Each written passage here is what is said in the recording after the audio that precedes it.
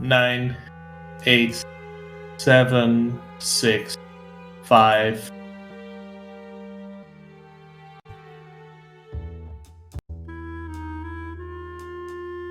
Hello there. You're watching BSG Online 3. The game that we're going to show right now is Grim Fandango Remastered, a very fun and a very clever game run by konception2 here. So I hope you enjoy it and keep watching us. Take it away, Conception. Awesome. Thank you so much for that intro. Yes, my name's konception2. I'm excited to be able to showcase Grim Fandango Remastered here for you. We'll just go ahead and jump right in, and I'll kind of explain about the run and its history and all that. So whenever we are good to go, we can go ahead and start time in 3, 2, 1, and go. All right, so if you're unfamiliar, Grim Fandango is a point-and-click adventure game. Originally, it's from the 90s, and it's developed by LucasArts. It got a remaster by Double Fine Studios in 2015, and this is the version that we're running. It does have the ability to do the original graphics versus the remaster. We're actually using the remastered graphics here, and that is because during testing I've realized that the graphics that occur using original will actually cause the game to crash on the PC version quite a bit. So we are going to just stick with the OG graphics to keep things as safe as possible. But yep, here we are. So we play as a main character here. His name's Manny Calavera. Manny Calavera, it lives in the land of the dead. So does everybody here.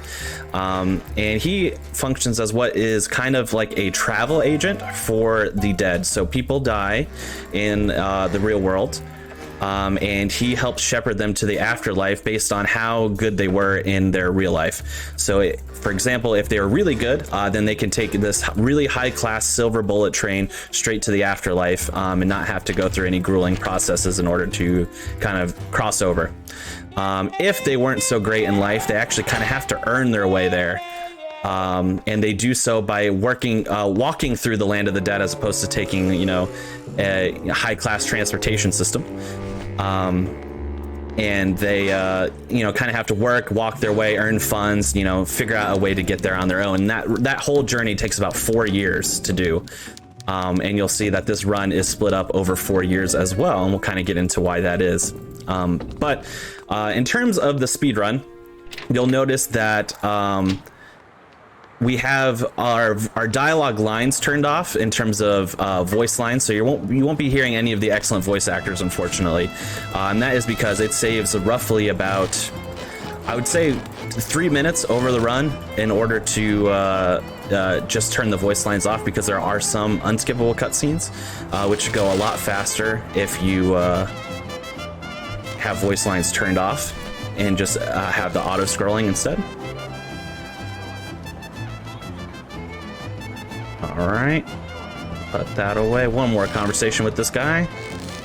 We're grabbing a whole bunch of balloons here, and that'll kind of make sense. So in terms of mechanics, this is a point-and-click adventure game, like I said. You'll notice that it's a lot of just puzzle solving mainly, and being able to solve the puzzles and the solutions to those puzzles as quickly as we can. That's the vast majority of what the speedrun includes. There is also some handy speed tech that goes along with it, and I'll be able to showcase that shortly after we get through the top here. Pick this up here.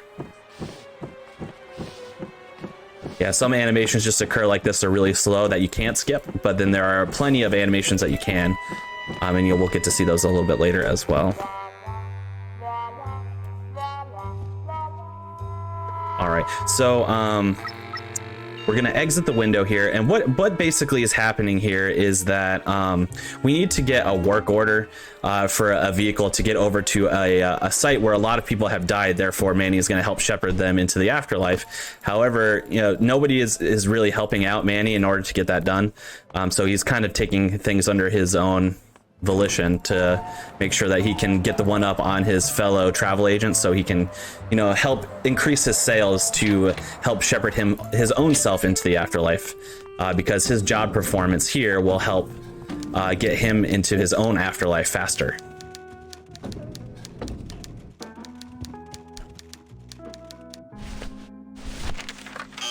All right, and that's an example. Here's an example of an animation skip. So what's really cool about Manny, so he is technically like a Grim Reaper, as you can see, but he's got this collapsible scythe, which we use very frequently throughout the run.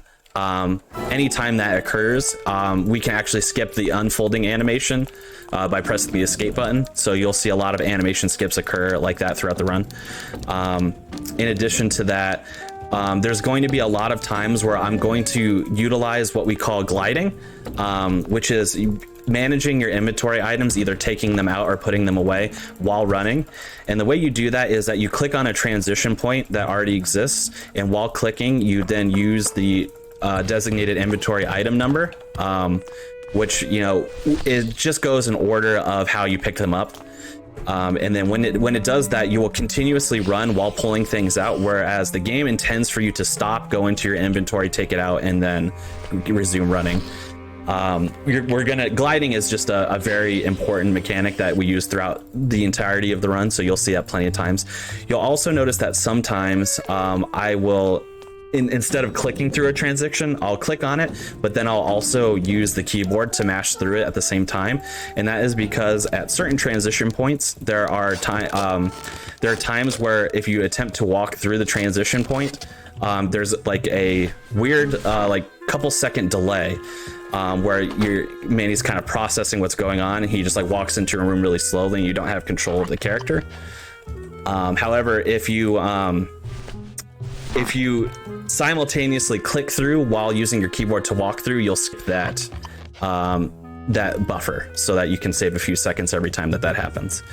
On things like this where there are closed doors, there unfortunately isn't anything you can do to speed those up, because you still have to go through the act of animation to open them up. So we just kind of have to do it. So earlier in the run, we grabbed a few balloons, which we're going to use for a variety of things here. Mainly, we had two balloons that were empty,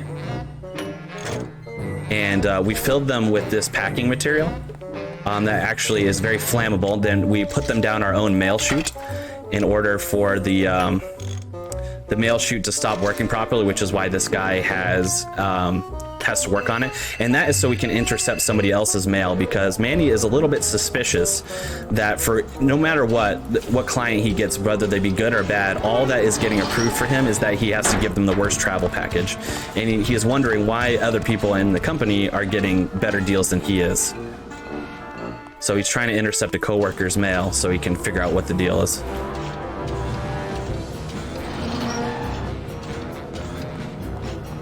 Alrighty.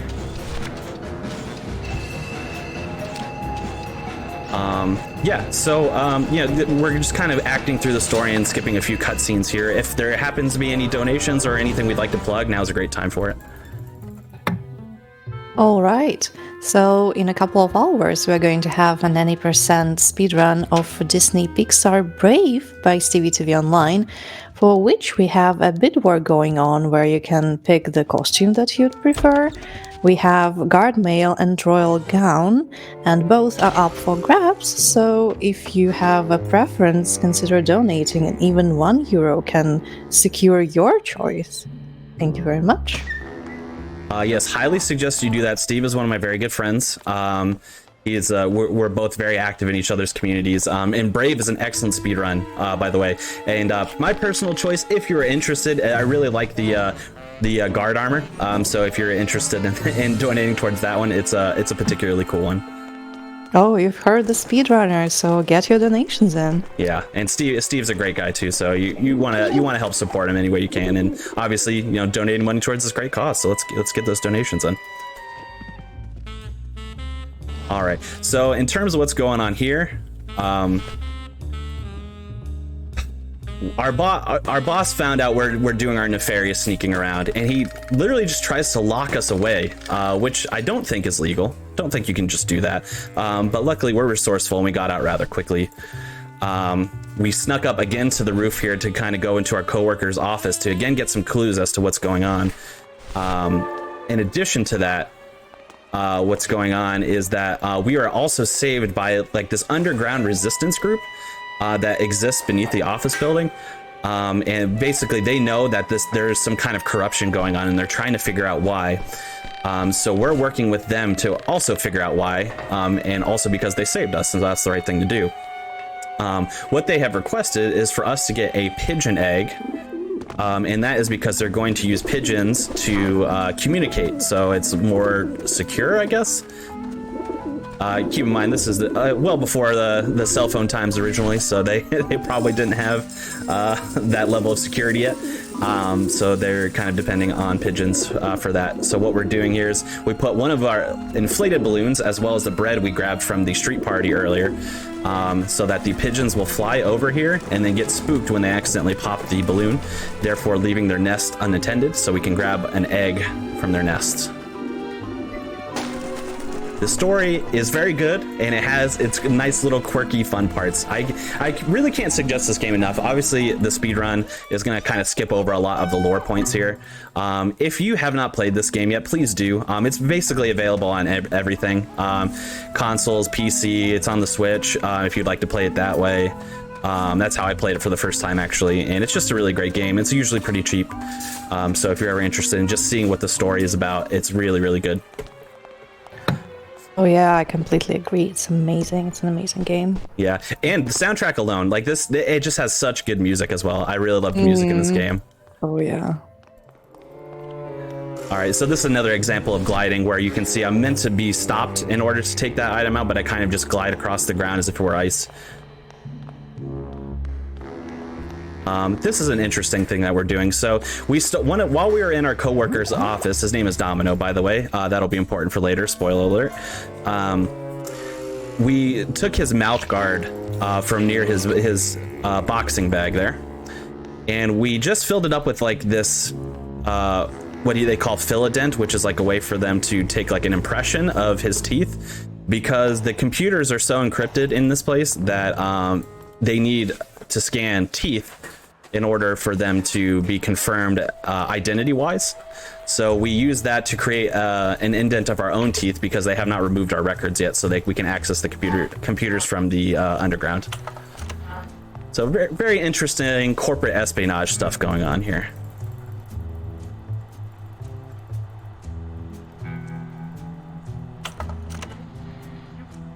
All right, so we now, obviously it is not safe for us to stay there after we've assisted this resistance group, plus we're meant to be kind of more or less imprisoned right now. So we had to get away. Our friend Glottis, who was this large creature at the beginning, he is a demon, but he is really fond of working with machines and cars. So he actually got a getaway car for us,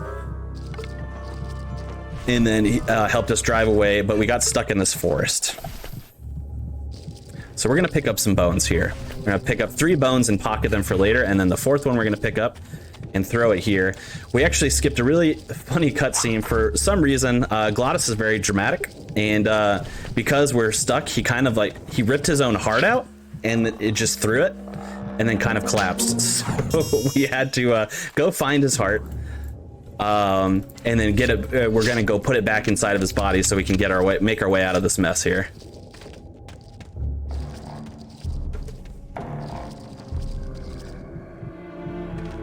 There it is. So we have to kind of slingshot it across using that spider's web and that bone and our handy dandy collapsible scythe there. But now we're good to go. Glottis is safe. He's gonna be able to drive us. Now it's very interesting. So there isn't too much RNG in the run, but there is some, and there is one key instance of RNG in each of the 4 years that we do, and this is the key instance of RNG in year 1. We have this puzzle here that we need to solve. I call it the tree farm puzzle, for lack of a better term. And basically what we need to do is we need to make it so you can see that there are 2 grooves on each side of the tree, and we need to make it so that the grooves on each side of the tree are moving together so that it creates it makes the tree the most unstable in order to knock it over. And then knocking it over will clear a path for our car. So it's RNG as to how fast or slow we can get it. It's just based on cycles of these little grooves. So hopefully we can get a nice fast cycle / I can solve it in a fast manner so we can move pretty quickly.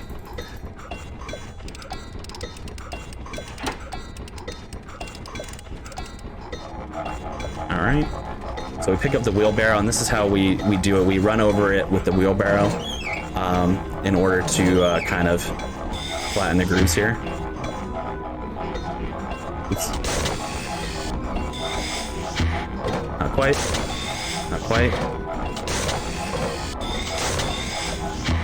All right, got one side. There we go. So that was like medium slow is what I would say. It wasn't the fastest by any means, but I've had slower. So, you know, we take that in a marathon. You know, I'm used to having the marathon luck, so. All right, so if you missed it very briefly, when we first regained control of the car, Glottis ran over this sign, making it very loose, so we were able to just pick it straight up out of the ground. And then we go into this area of the game, which is meant to be a puzzle. What you're meant to do here is you're meant to go all over this room and place the sign, and wherever you place the sign will point you to where you're supposed to end up with the sign.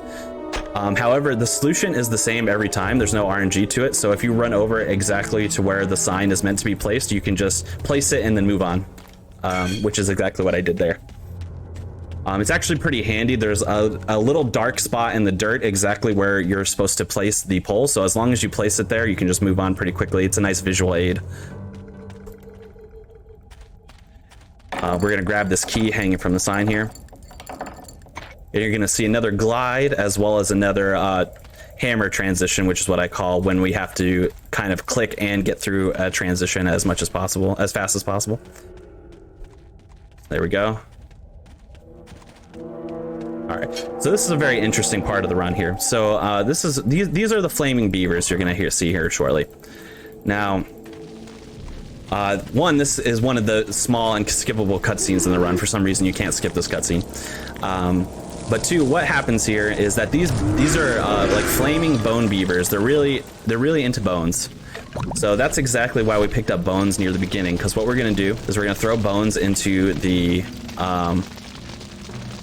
oil lake, for lack of a better term. I don't exactly know what this lake thing is supposed to be, so that they will jump into the lake. And then as they're jumping into the lake, we're going to time our fire extinguisher shot so that we can extinguish them. Because if they just jump into the lake, they won't be extinguished, weirdly. And they will come right back up to the bone pile, and then you'll have to start over. So we're going to do that 3 times to take care of all 3 beavers. So yeah, if there's any donations or plugs now, we gotta, we're gonna sit here for a few seconds while we take care of some beavers. Sure. I would just like to remind our viewers that you can consider using your free monthly Twitch Prime subscription right here on the ESA channel. You will get access to all the lovely ESA emotes as well as some of the BSG ones, and you get to support both the events, which means, more support, more events that are going to happen. So consider doing that as well. Thank you.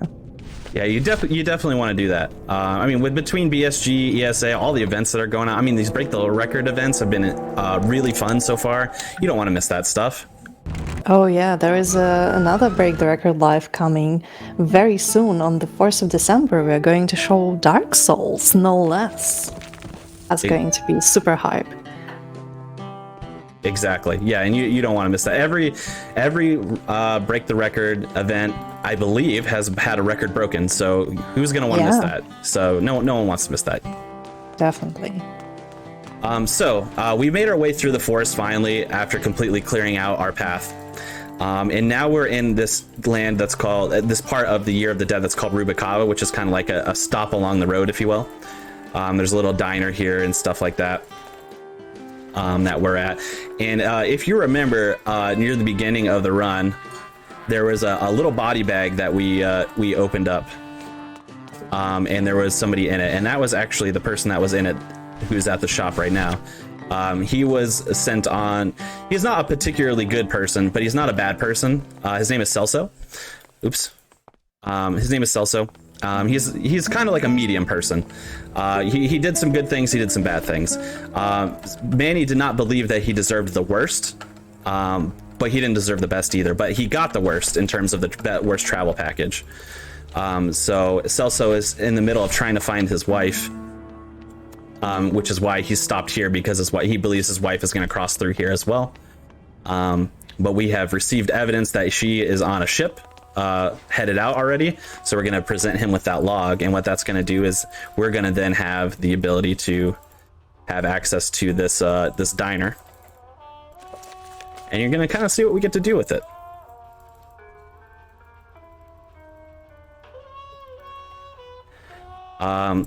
We've kind of transformed the land, if you will. Oops.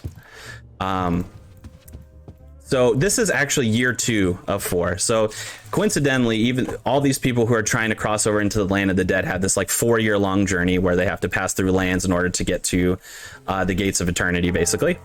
And Manny is doing that as well, and that is because there was a woman in his office near the beginning of the run as well. Her name is Meche, and she was a wonderful person in life, absolutely deserved the best class in terms of service, and she got the worst. And so Manny's like, all right, this is definitely rigged. What is going on? Like, there's no reason why she should not have gotten the best package. And she sadly started making her way on her journey. And Manny is working to try and figure out why that is, as well as saving her so he can take her directly there himself, because he just felt so bad about her being wronged like that. So he kind of holds over here as well, waiting for Meche to show up. And we find out that she's actually getting ready to be on a boat as well, getting ready to head out of here. So we need to find passage on a boat ourselves, which is what we're going to be doing, which is what we talked to the ship captain about. And he's basically given us 3 conditions as to how that's going to happen. What we have to do is, 1, we have to get approval from the Maritime Union. And that is because Glottis, our demon friend, is going to be able to work on the ship for free passage, which is great. So we have to get access to the Maritime Union in order for that to happen. In addition to that, Glottis is going to need tools to work. He can't just work without tools. So we have to convince one of the worker bees to give us their tools. So we have to get tools for Glottis. And the third one is that we have to... what's the third one? Hold on. It's been a while since I've played this for the lore. So Maritime Union card... the tools. Oh, and then there is not enough passage on the ship for Manny and Glottis. So we have to figure out a way for Manny to get on there. And the way that's going to be done is that we're going to kind of trick one of the regularly scheduled sailors into not showing up so we can take their spot. And that is that's kind of what we have to accomplish here first. That we meet those 3 objectives, we get on the ship, we can get out of year 2. This is Charlie, by the way. As you can see, Manny has turned this like little diner into sort of a mini casino. So, you know, it's got kind of like this mobster feel to it now. Charlie is kind of one of those, like, you know, skis-ball mobster types. And he is able to make counterfeit stuff for us. He's able to give us a counterfeit VIP club into the bigger casino, so that we can secure our Maritime Union card from one of the reps at the casino. Oops, there we go. I'm gonna grab this bottle. That's gonna be very important later. And then we're going to give this VIP card to Glottis. And the reason why we do this is because Glottis has a vice. Glottis is a bit of a lush. He likes to drink. So he takes that VIP card and he runs with it because he knows he's gonna be able to get some free drink with that card. So he kind of makes a break for it. Which is fine. It actually progresses the story, even though it sounds like it sets us back. It actually makes it go a little bit faster for us.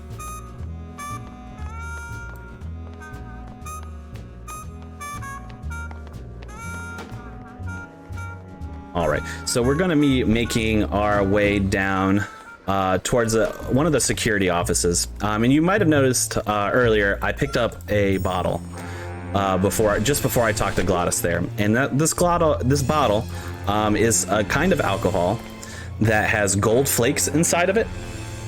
So it's metal in the weirdest sense of the word, I guess. It's metal inside of a bottle, and we're getting ready to walk through a metal detector. So we're going to drink the bottle first in order to get caught by this metal detector. And the reason why is because the person who is running the metal detector is really sweet on us. So she kind of wants us to get caught, so she has a reason to like detain us and talk to us for a while. And we need her to do that so we can get her metal detector, which we'll need for later on. That little hand metal detector that she's got here. Unfortunately, to do so, and I'm actually kind of glad we turned voice lines off for this reason, to do so, we have to kind of insult her to make the conversation go as fast as possible, so she ends up crying, and I hate doing that to her because she is just this sweet person, but, you know, for the sake of going fast, we gotta do it, you know?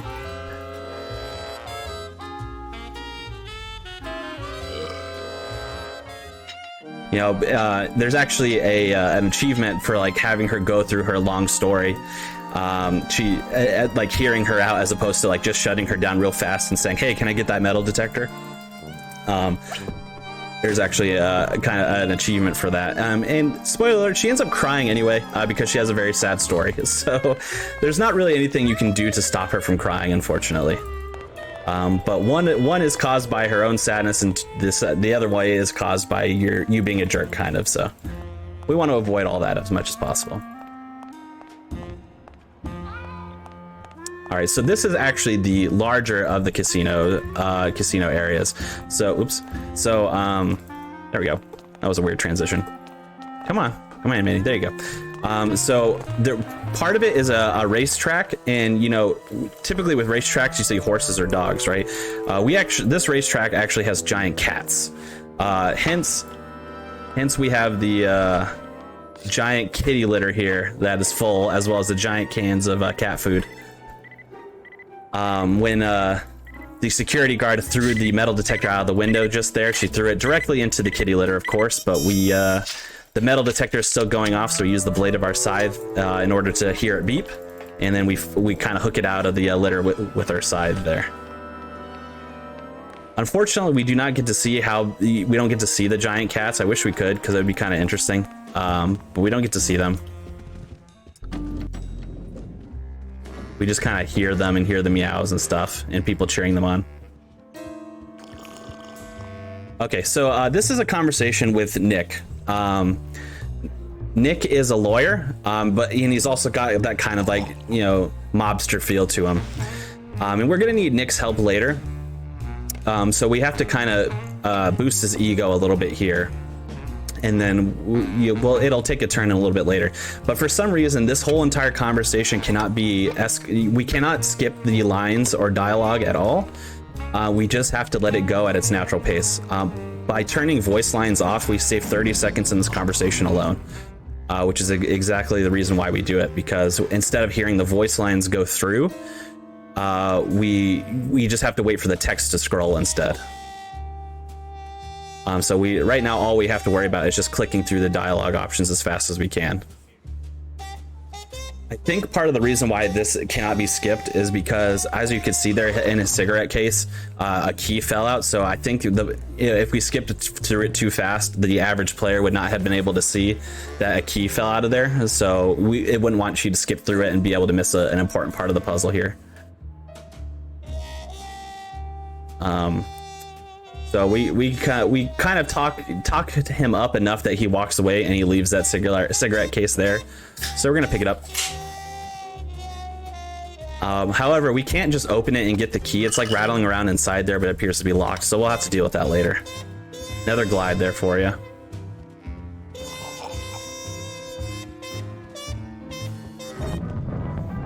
All right, and you might have been able to see Glottis up top there. He's just taking out the cat races and cheering them on while being a bit of a lush as pre-described. So what we're gonna do is we just saw that cask empty. So what we're gonna do first is the waiter that is bringing Glottis his drinks. We're actually gonna lock him in this cupboard so he will stop bringing Glottis drinks, and then Glottis in his lushness is going to go after this keg and just drink it all down himself. And then when that keg is empty, we're going to hide out inside of it and then get brought down to that basement level because there's some important stuff down there. So we lock the waiter in there. We don't get to see Glottis chug the keg, unfortunately. We skipped that cutscene, but we pull out that can opener that we found on top of the cat food earlier in order to open up the top of the keg. And then we're gonna get to hide out inside of it. We're again actually not gonna get to see it either. We skip a lot of cutscenes here. Oops, a little early, there we go. So now we've been transported down in the empty keg. We are going to hop in this little forklift and we're gonna hop back on this elevator. This is as fast as the forklift goes, unfortunately. Not much I can do about it. So now that we're in the elevator, we're going to turn the forklift around and get as close to that side button as possible. And we're gonna hop out of the forklift, hit the button so that the elevator starts, hop back in the forklift really quickly. And now this is very important to do because you can only do this while the elevator is going up. So if we miss it, it's gonna cost us like 30 seconds. So I gotta time this out. Missed it. So yeah, it cost us like 30 seconds.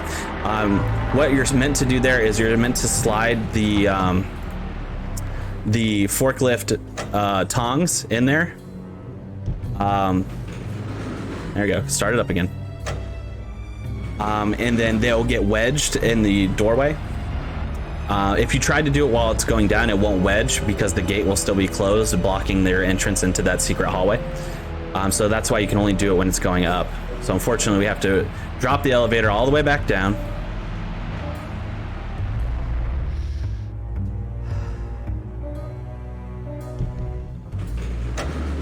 Start it back up again and hope we get it this time. Marathon luck.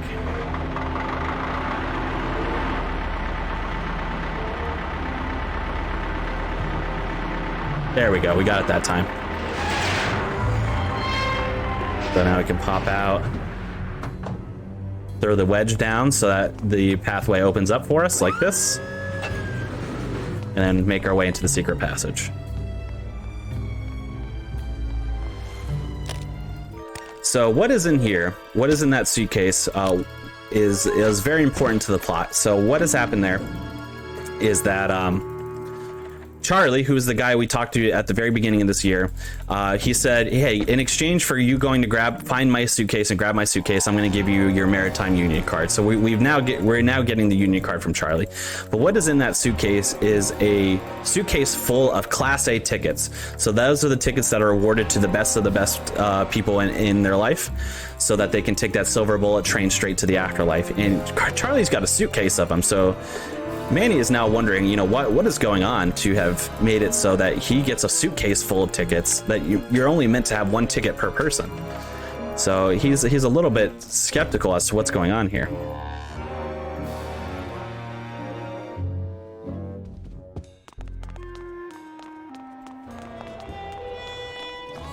All right, so we're gonna talk to our friend, the security guard again, who is still mad at us. Of course, but she does have a job to do. So we tell her that the cigarette case that we picked up earlier might be a bomb. So what she does is she puts it in this little mini bomb shelter thing there and explodes it. So it will defuse the bomb, which explodes the cigarette case so we can get the key out of it. So now we have the key.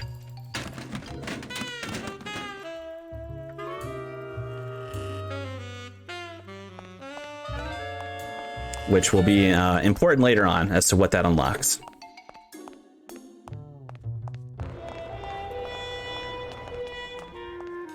Missed the hammer transition point there. That's fine.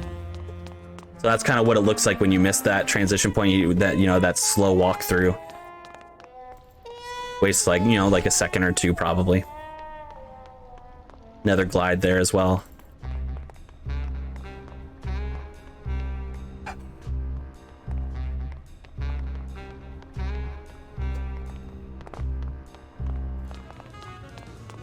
All right.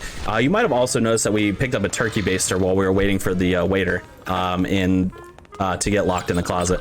And we're going to use that to pick up this nasty water, which is going to cause some people to get sick. And that's going to be important for later.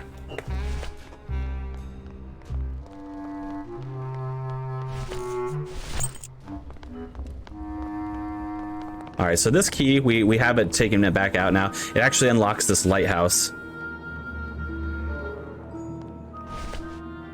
There we go.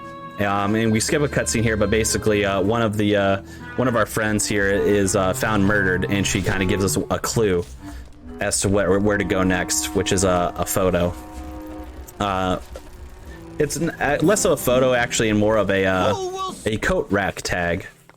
So we're gonna head back into our little club here and see if we can find a matching coat for that tag. Spoiler alert, I think we're gonna find one, so get ready for that.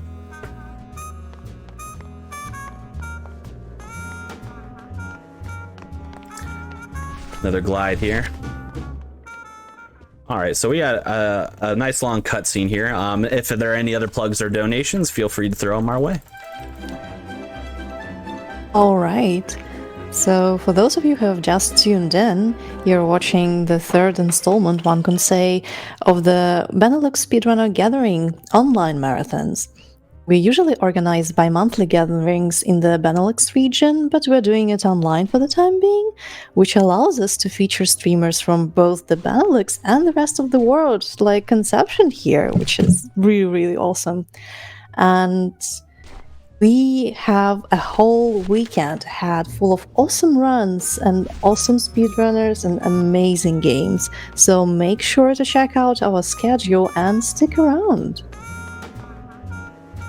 Yes, That's all I definitely. wanted to say. Yeah, awesome. Thank you for that. Yeah, it's really great. Obviously, with the world the way it is definitely unfortunate, but I'm glad to be able to be a part of these BSG events when normally I couldn't, because I live in Florida in the United States, so it's not super accessible for me to be able to fly over to the Benelux region very frequently. So being able to participate in these events, I think I've been in all 3 of the online events so far. So it's been really great to be able to be a part of it and hang out with some of my friends and fellow speedrunners and just have a good time. I've been really enjoying it, despite that's really what's going on in the world. It's really great, and we hope to see you at an on-site event one day as well. Yeah, I'll have to get there someday. I did get to go to ESA Winter before everything closed down, so I got to fly to Sweden, and that was it was an absolute blast, and I met so many cool people. So I would love to be able to get out again to one of those events sometimes.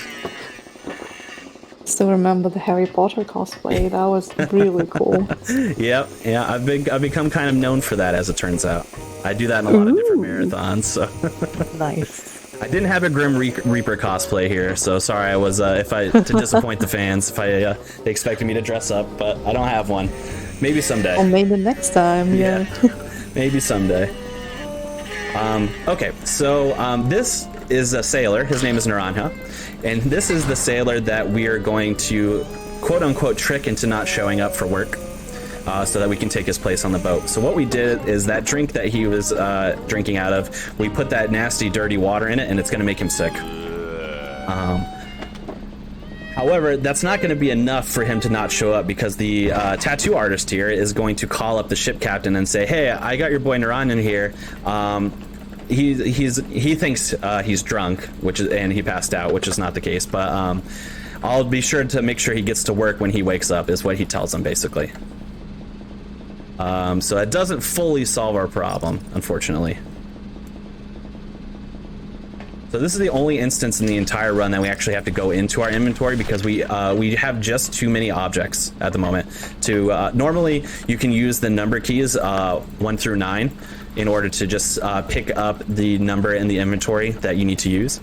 But we have too many to be able to get to the note that we need to give to this tattoo parlor guy. So I actually have to go into my inventory and pull it out. It's the only instance in the run that we have to do that.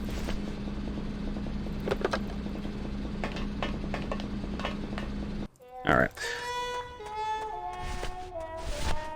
So to in case you're wondering why what we gave that tattoo parlor guy as well.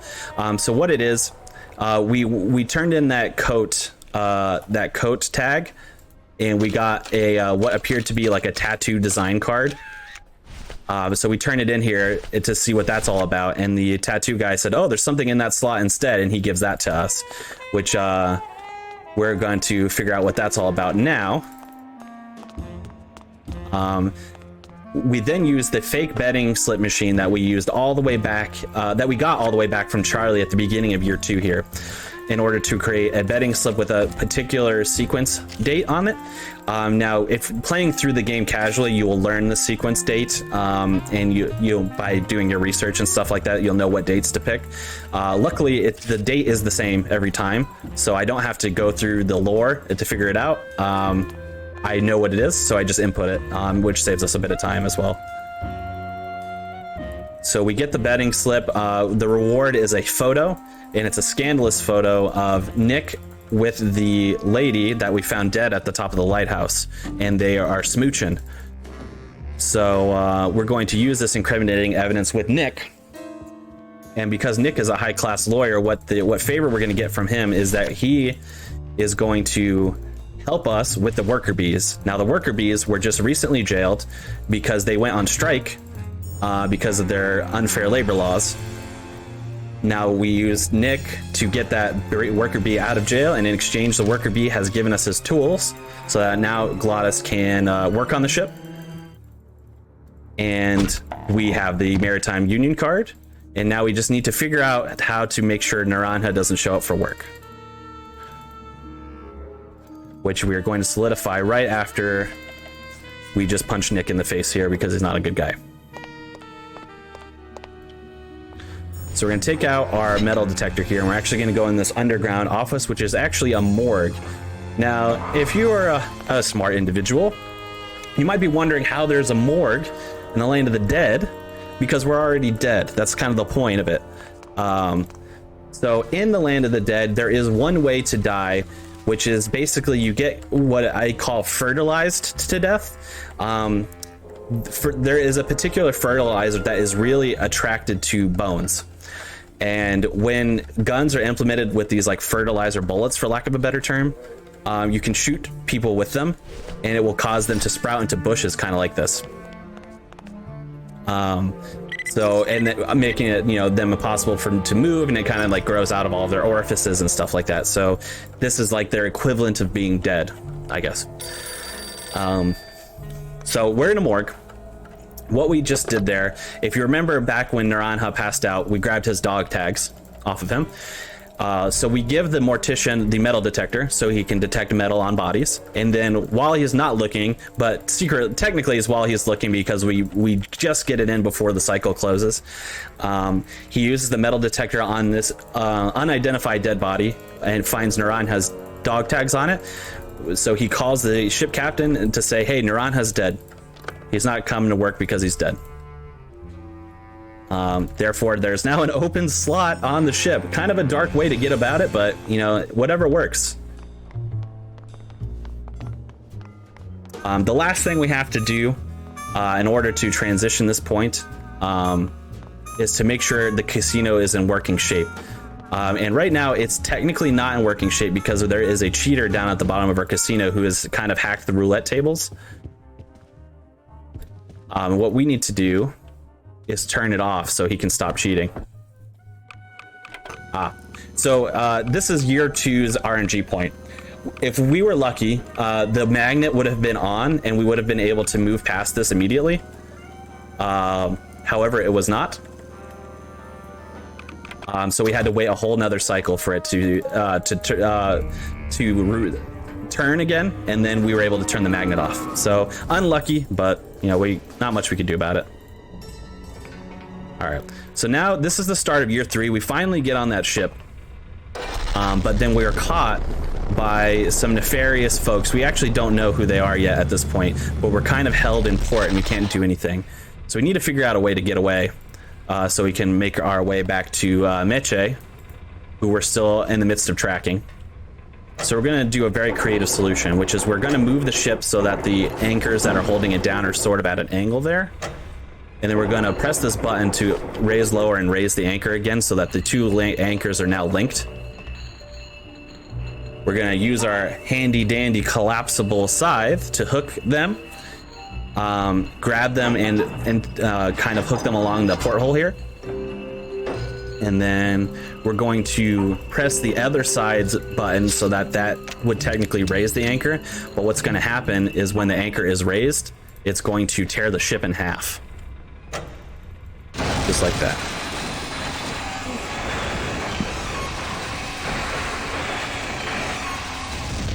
So now the ship is torn in half. This is the kind of questionable part, in my opinion, which is that we then just sail away with the half of the ship that we have, which I don't know if that's exactly how it works, but also this is the land of the dead, so we got to suspend disbelief a little bit, right? Things are probably different here. Clearly, we don't make it very far. We're actually at the very bottom of the ocean right now. That is fine because we are already dead, so it's not like we need to breathe or anything like that. It's not a problem for us. Those sea creatures might be, though. But we need to figure out a way to get out of here. There is this undersea creature here with the light. We cannot go into the dark because of those sea creatures.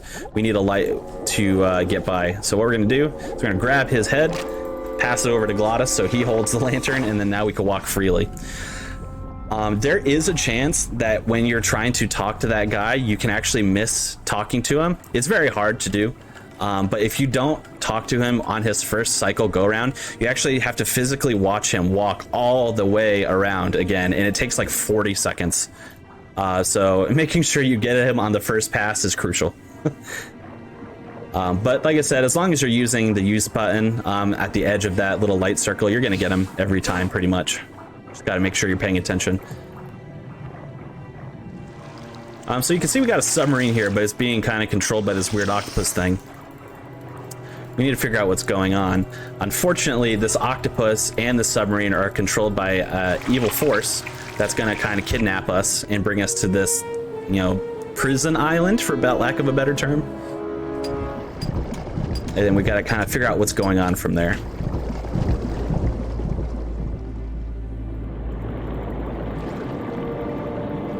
This is quite a little bit lengthy of a cutscene.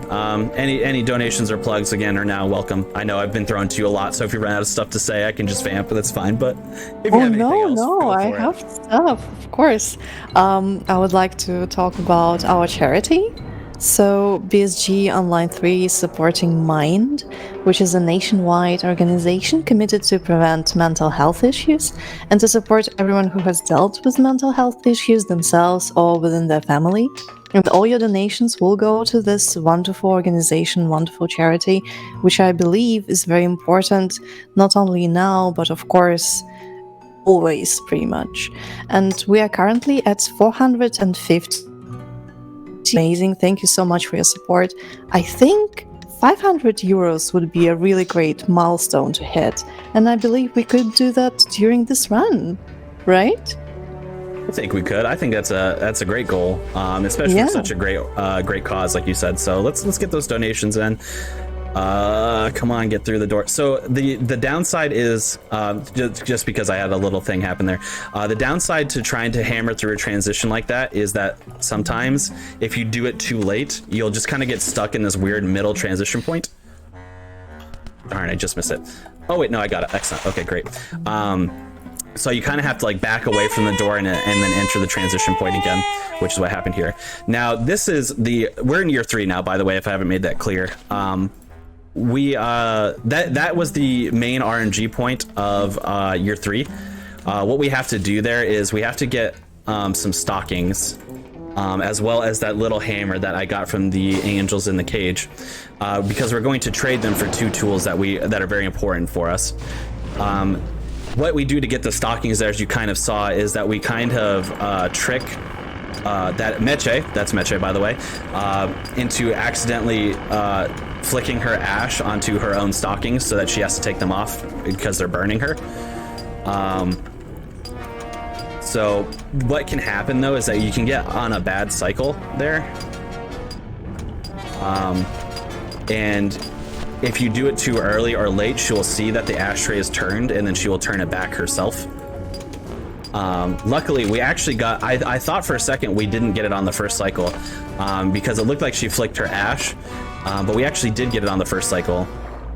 And she flicked her ash again, which I've actually never seen, so I don't really know why that happened, but I'm happy it did. Saved us some time, so that's great.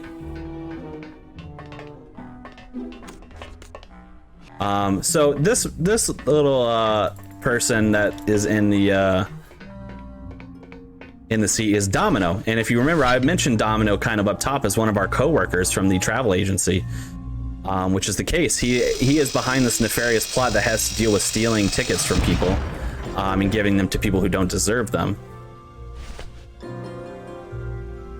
Now we have a little puzzle here, and it looks like it's actually in really good shape.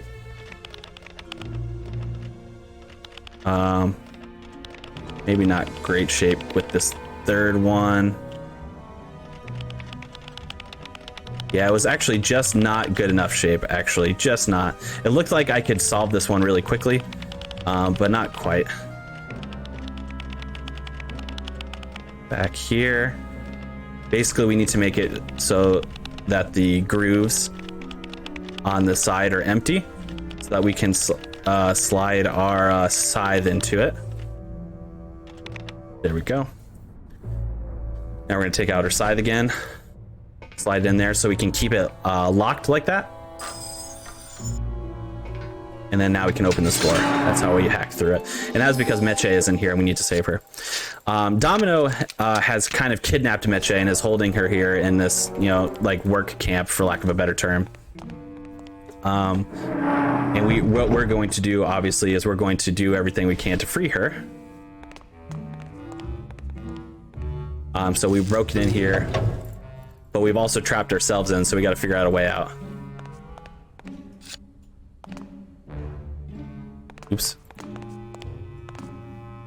So we're gonna pick up this axe, but we can't fully pick it up. But what we can do is kind of drag it, and then we're gonna place it directly here. And there is a nice hollow spot in the ground that's gonna break, so that we can escape through that. We actually did a bit of speed tech there. So typically what's meant to happen is that you pick up the this heavy axe and you drag it very slowly. But if you click on a transition point while holding the run button, you can actually kind of like glide and run and hold it, which moves a lot faster than just dragging it slowly. So we were able to get it on a pretty fast cycle after I had to set it up a second time. But we got there eventually.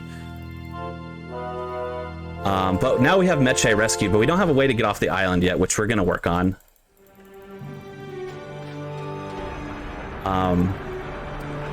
So another thing that has happened in the cutscenes that I have skipped here is that Manny actually believes, as of right now, that Glottis is dead because Domino threw him off a cliff, basically. So he thinks Glottis is dead. Now we're not going to see it, so I'll just let you know that Glottis is not, in fact, not dead. And he actually, when he was thrown off the cliff, he landed on the hull of like a busted old ship that he is going to use. So he needs some parts to help repair, so we're going to help him do that. I know this because I played the game, but Manny in the game as it currently stands actually has not seen this happen yet. So interesting bit of tech there. We can actually skip the animation where we would be drilling.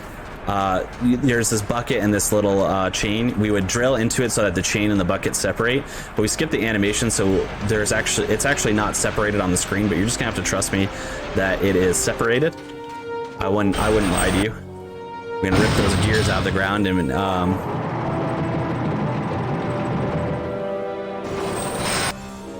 what's his name? Glottis, there it is. It took me a while to come up with that. Glottis is gonna be able to use those gears to help repair the ship. And then we move the chain over here. Any day, Manny, thank you. Move the chain over here so that we're able to hook it up across the anchor.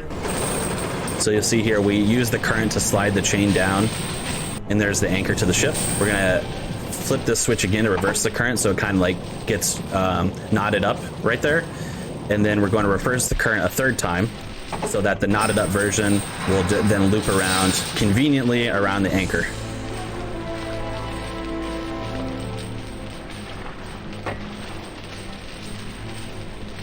All right, so now all we need to do is go back up to the overworld crane machine and then go up. And now the machine, the boat is saved and Glottis is saved and he repairs the boat. So now all we got to do is defeat Domino here, which we do by, instead of fighting him directly, of course, we attack the octopus that's driving the submarine in order to cause it to crash. So that's actually how year 3 ends. Year 3 is the shortest by far.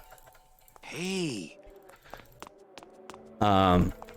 Year 2 is definitely the longest, and year 3 is the shortest. Year 4 and year 1 are somewhat similar in length, give or take a few minutes here. So now we're actually at the gate to the afterlife. We've made it here. It's the 4th year, but we don't have passage yet. And what we have realized is that all of those tickets that have been stolen by these bigwigs. Oops, yeah, I hammered late. There we go. Stolen by these bigwigs. We need to be able to go get our tickets back so we can pass through. So we're gonna have to make our way back. We're gonna have to do a little bit of backtracking in order to make that happen. See if we can find our tickets. So we're going to use the rocket car that we've kind of used from the beginning a little bit to facilitate that, but the rocket car is all the way back in Rubacava, which is where we were in year 2. So we need to find a way to get back there. Luckily, we had a little bit of that packing material from the first year left over in one of the caskets outside that the mini demons here have figured out to use as a nitro fuel, so that they can go a little faster. And that's how we end up getting over to Rubacava again right now. We take a mine cart there on nitro fuel. And you can kind of see where our rocket car is locked up, but it's locked up with dominoes all around it. So if we trip the dominoes, it's meant to be a trap. So we can't disturb the dominoes in order to get the car, because then it'll set off a fuse and blow it up. So we have to figure out a way to get around the dominoes, which we are going to do right now. We're going to head back into the tattoo parlor. We're not going to have to talk to anybody, luckily. We're just going to go into this medicine cabinet and grab the liquid nitrogen, which will be good for freezing stuff later on. And then make our way back up. Luckily, we don't have to go through like the link. As you can kind of remember, Rubacava was like a huge area. It was by far the biggest. So luckily, a lot of those paths are actually closed off to us, so it limits where we have to go. So we don't have to go too far. We stay in kind of the main central hub area, which is good. Oh, actually, we want to go this way. Whoops. All right, so we talked to our old friend, the ship captain. He kind of has retired without having a boat now. It never came back because we tore it in half and whatnot. But so he's retired. We're going to grab his ship in the bottle, which is first and foremost a bottle, which is what we're going to utilize it for. And then head back into this blue casket, which is that bar nightclub area that we were at near the beginning of the game. Head back in here. And then there is this cask here that we're going to fill up with this purple liquid that Manny calls in the story lumbago lemonade. So I think it's like an alcoholic lemonade of some sort. It sounds like it would be good in theory. So I don't know, maybe it is, maybe it isn't. But yeah, it's like this purple liquid. And if you remember, there's a particular character here who is a lush. So we're gonna throw that liquid Glottis's way and see what kind of craziness we can shake up here. And if it's not clear, by the way, so what we're attempting to do is head all the way back to the office where we worked at the beginning in order to get the tickets. So we're gonna go talk to the big boss there, figure out what's going on, and deal with it, and end this conspiracy. So Glass went overboard. He throws up that lumbago lemonade into the chamber where our car is with the dominoes. So it sounds like it'd be bad, right? But for some reason, his huge projectile vomit does not cause the dominoes to tip over. And it, in fact, creates a layer of liquid on the ground. So what I can do is now use that liquid nitrogen on top of it to freeze it. Now the dominoes cannot be disturbed. And I can walk across and disarm the trap to keep moving back towards the office. All right. So here we are back at the office. This is actually specifically the underground where we met our underground compatriots at the beginning, the ones who saved us.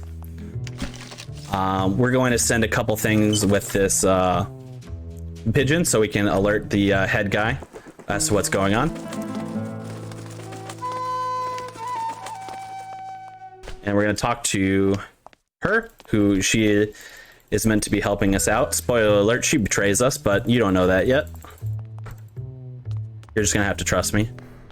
Or play the story yourself, because it's an excellent game. I know I make it sound kind of wacky, and it is kind of wacky. It's a definitely wacky game, but the story is really, really good. And it's not a particularly long game either. So up we go. You'll notice it's a theme for some reason that things keep getting turned into casinos from what they once were. So this office building now acts as partly as a casino as well. But we're not going to get to see the casino floor yet. We're going to go head back up here. And then these are like the actors and dancers quarters for like the entertainment at the casino. The thing is, because this is our office building, we're so easily recognized. So we need to be able to get, in order to get into the big boss's office, we need a good disguise. So that first is going to start with our face. So what we're going to do is we're going to pour hot coffee on these dancer guys, making them now unavailable to participate in the dance. And we are going to head into their dressing room and get painted up so that our face is unrecognizable.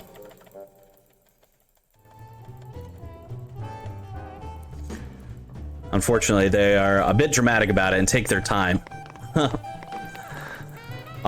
And also, unfortunately, we can't just leave the coffee pot up there. We have to take it with us because we have to immediately head back up the back up the ladder here anyway, to get another piece. But we, unfortunately, yeah, we just have to do it twice. There's no way around it. So a little weird. You might have noticed at the very beginning, the first thing I did when we got back into this underground was that there was a dead body on the floor, which was somebody who got shot by one of the big boss's men and kind of came crawling back. He had a hand that was untouched by the fertilizer. So we took his hand and we had it. It's just his bone hand, and now we have put it inside a grinder that's usually meant to like make snow or something, but we now have a bone grinder to create bone kind of dust. And what we're going to use that for is there are stains of fertilizer leading all the way to this guy called the florist. And we're going to follow those stains. Now, typically, you're meant to follow like a whole string of stains in order to get to this point. But as long as you go to the transition point and hit one of them, then it will still trigger the next cutscene. Being very careful here. So that might have looked a little bit slow in terms of animation. For some reason, whenever you get to this part, you can't just press the button in order to get the control out. It will always go into your inventory. There's nothing you can do to avoid that. I don't know why that's the case. But if you try to transition too quickly out of your inventory into jumping out of the car, you can easily soft lock the game, which we do not want to do because there's no autosave feature. So I would have had to start from a save file that I had previously loaded. So we definitely do not want to do that. So basically, using the hydraulics of the car, we stomp on that gator's tail so he can't catch us as we head into the florist here. And we trick the florist into thinking, instead of an assassin, that we are indeed a customer by taking off his little bell cover there. And then we just turn around and come right back in. And then he's just like, oh, a paying customer. Are you looking for guns and ammunition? And then we are like, yes, please, guns and ammunition. And he gives them to us. Pretty simple trick, but that's all right. Yep, also there, sometimes when you go fast like that, Manny's head will just disappear for no reason and pop back into existence. Don't know why, just happens. Just a nice little visual glitch for you. So, now we have face paint. Now we have a weapon to go confront the big boss guy with, so we feel pretty confident that we can get what we need. We just have to get up to his office. And his office is directly through the casino floor here. But one thing we also need is that nobody is going to take Manny seriously in these duds. He needs a better outfit because he needs to look more professional in order to be able to make it up to the big boss's office. So we're going to do some hijinks in order to get somebody's outfit here. This is actually Meche in disguise, this woman here. So she's in on the whole deal. And she throws us this sheet. And we're going to throw it over Charlie's head. Say hello to Charlie again. While he's distracted with the sheet over his head, we are going to talk to this guy who also is working with us undercover. And what he is going to do is he's going to hack Charlie's slot machine in order to make it so that he won, which will cause Charlie to stop gambling and then head to the toga party that they were supposed to go to. In order for him to go into a toga party, he has to change his clothes. And like any normal person would, when you change your clothes, you just leave him in the bathroom that you changed in, right? So when he changes his clothes to get into the toga, he leaves them in the bathroom. We go into the bathroom afterwards to steal his suit. And then we'll have this face paint and a nice suit so that we feel good and ready to approach the big boss man. His name is Hector Le Mans, the big boss man, by the way.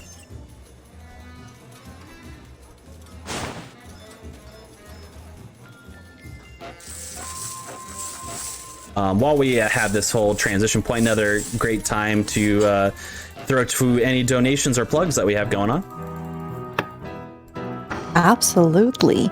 So we also have an any % run of The Witness happening soonish, for which we have an amazing incentive that is pretty close to being met. So if we do, the runner will perform a challenge time trial run, which is very intense, and you do not want to miss it. And we're just 90 euros away from meeting that incentive. So consider donating towards that. It's going to be really, really great.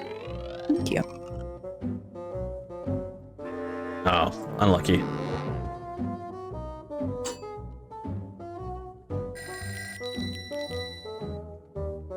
Okay, so I'm just gonna focus on the part for a second.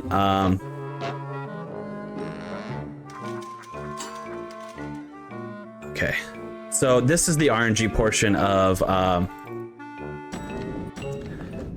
year 4. What happens there is that in order to trick the doorman there, to let us up to the office, he asks us a question about Hector Le Mans that only we would know if we were working for him. And the answer to that question is actually on the bingo board behind us. And it's completely random as to what number he can pick. He could pick an early number so we don't have to scroll, or he could pick a late number so we have to scroll a lot. But there's also a lot of numbers to focus on the first run through of it, to the point that it's very easy to miss the number that you're meant to input, which is exactly what happened. And I actually also missed it the second time.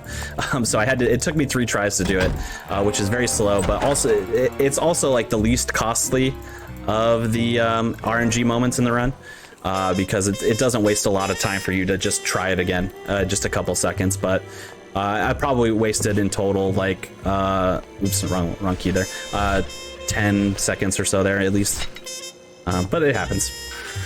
So we use our bone grinder there on the crack, and then we're going to also take out our fertilizer ammo from the gun we bought from the florist. And if you remember, bone and fertilizer reacts to create these growths and bushes and stuff like that. So we do that in the crack of the sign, so the sign falls. And then we are going to hop up top and glide across to the last scene of the game.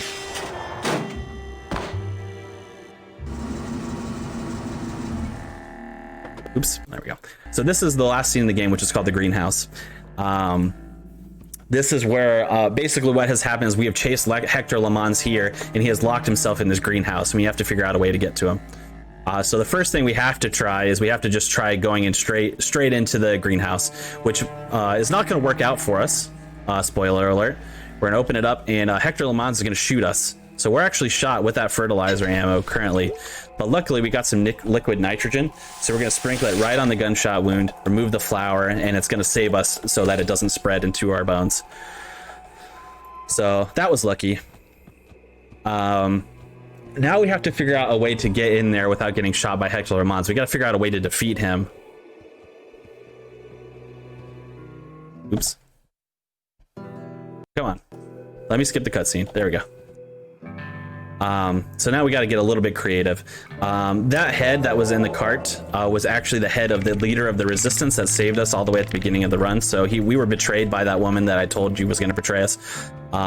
She took him out, but through a cutscene there, we were able to trick her and defeat her. So that's actually her dead in the bushes right there.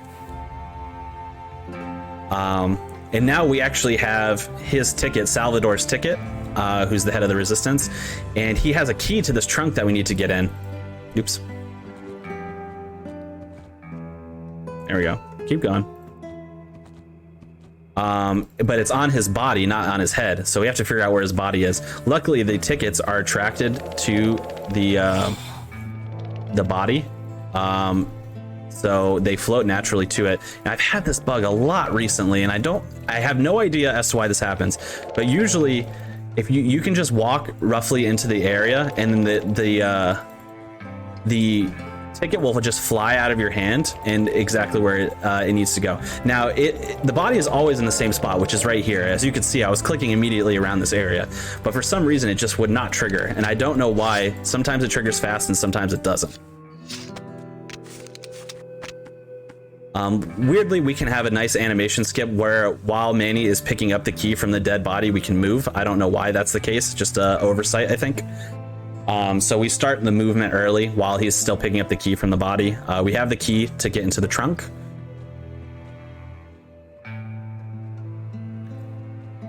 We're gonna pop the trunk open. And in there is gonna be a weapon. And it's a little misleading. So you think, oh, we're gonna take the weapon up to the greenhouse and we're gonna take out Hector Lamans with it, right?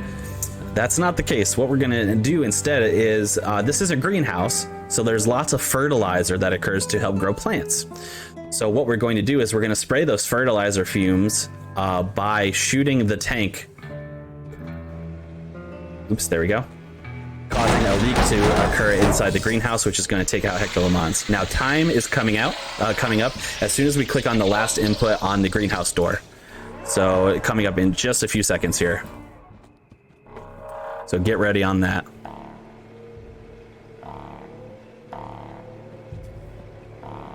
And time. GG. Yeah, thank you. I appreciate that. Yeah, so this is Grim Fandango. You can kind of enjoy a little bit of the last cutscenes there as on my way out. So he kind of explodes from the greenhouse gases there. So thank you guys for watching, and thank you BSG for having me on to do this run. I really appreciate it. This game is excellent, and I love it so much, and I'm hopeful that we can inspire more runners to get entertained and excited to do this run.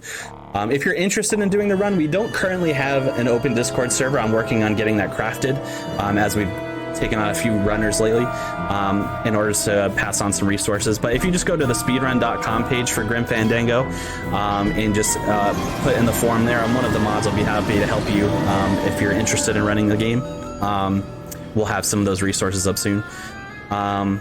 Other than that, yeah, if you can just follow me on Twitch. My name's konception2. If you're interested in speedruns of this nature, I also speedrun Pokemon and other RPGs and fun games and stuff like that. I've been known to do some Harry Potter stuff here and there as well. So if you like all that stuff, come on by, and I'll be happy to have you. Other than that, thank you, BSG and ESA, for having me. Thank you very much for bringing that game to BSG. It was a really, really enjoyable run. Thank you. I had so much fun. Thank you. Right. We're going to have a short ad break, and then we'll be right back with even more fabulous games. So stay tuned. You were the best.